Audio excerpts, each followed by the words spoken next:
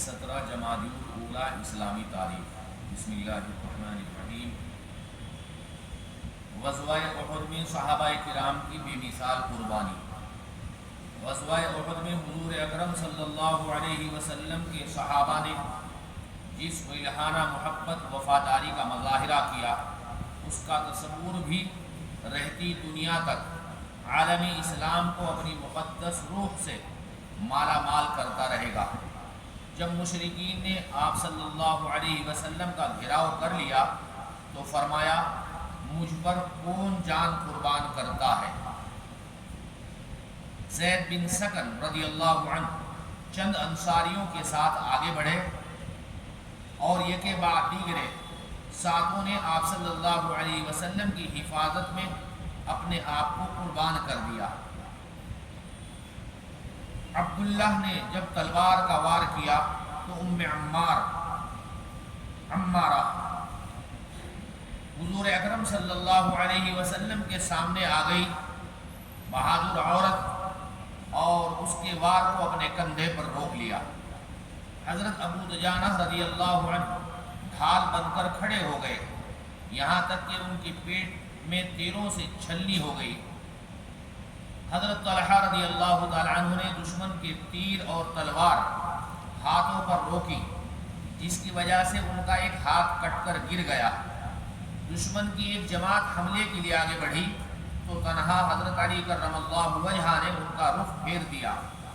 غرض صحابہ کرام حضور اکرم صلی اللہ علیہ وسلم سے وفاداری اور جان نثاری نے اپنی شکست کو فتح میں تبدیل کر دیا۔ حضور اکرم صلی اللہ علیہ وسلم کا معجزہ، ہاتھ سے خوشبو نکلنا۔ حضرت ام سلمہ رضی اللہ تعالی عنہا فرماتی ہیں کہ جس دن رسول اللہ صلی اللہ علیہ وسلم کی وفات ہوئی، اس دن میں نے حضور اکرم صلی اللہ علیہ وسلم کے سینہ مبارک پر ہاتھ رکھا تھا۔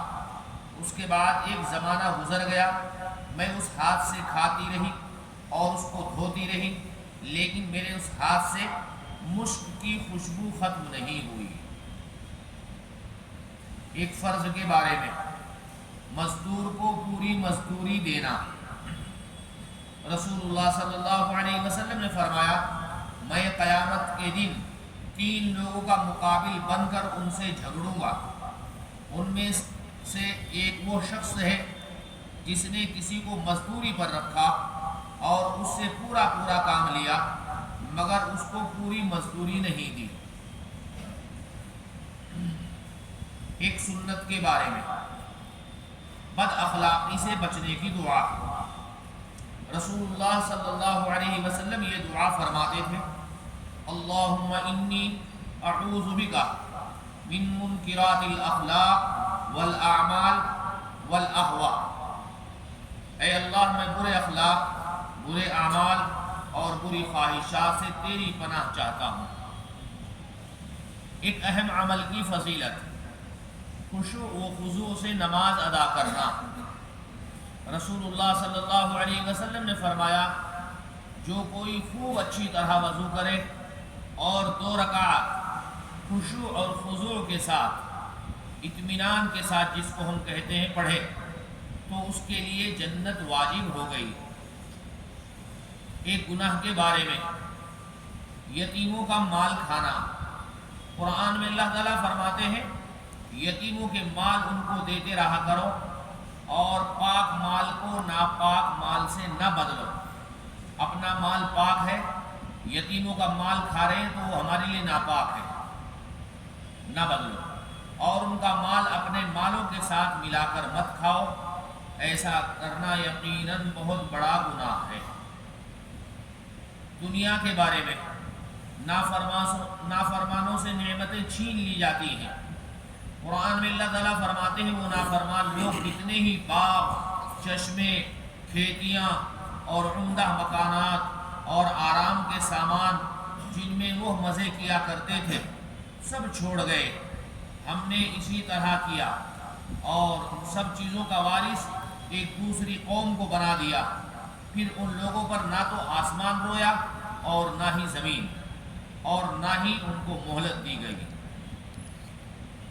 آخرت کے بارے میں، اہل ایمان اور قیامت کا دن، رسول اللہ صلی اللہ علیہ وسلم سے 50,000 سال کے برابر دن یعنی قیامت کے بارے میں پوچھا گیا کہ وہ کتنا لمبا ہوگا، تو رسول اللہ صلی اللہ علیہ وسلم نے فرمایا اس ذات کی قسم جس کے قبضے میں میری جان ہے، وہ دن مومن کے لیے اتنا مختصر کر دیا جائے گا جتنی دیر میں وہ دنیا میں فرض نماز ادا کیا کرتا تھا، لیکن اللہ کے نافرمانوں کے لیے وہ دن 50,000 سال کا ہوگا۔ طب نبوی سے علاج، کدو سے علاج۔ حضرت انس رضی اللہ تعالیٰ عنہ فرماتے ہیں کہ میں نے کھانے کے دوران رسول اللہ صلی اللہ علیہ وسلم کو دیکھا کہ پیالے کے چاروں طرف سے کدو تلاش کر کے کھا رہے تھے، اسی روز سے میرے دل میں کدو کی رغبت پیدا ہو گئی، ہم جس کو لوکی کہتے ہیں۔